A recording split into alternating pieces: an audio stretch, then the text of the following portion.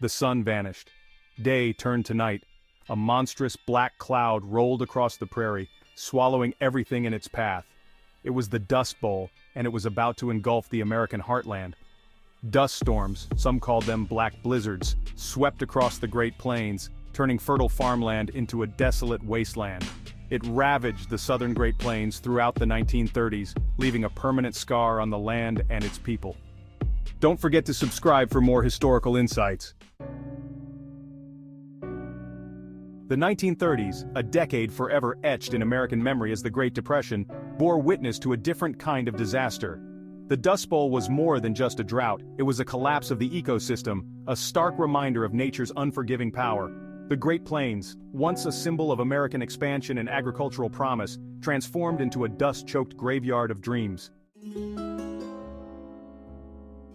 The Dust Bowl wasn't a natural disaster in the truest sense. It was largely a man-made catastrophe. Years of intensive farming practices left the topsoil depleted and vulnerable. Farmers, encouraged by high wheat prices during World War I, had plowed under vast stretches of native grasslands. This exposed the soil, leaving it with little to anchor it against the wind. Then came the drought.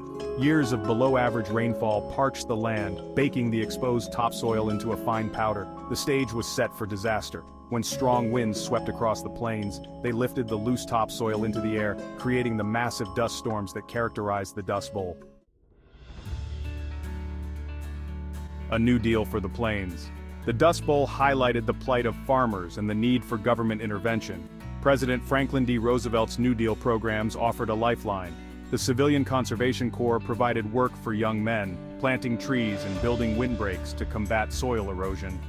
The Works Progress Administration put people to work on infrastructure projects, offering much-needed employment and income.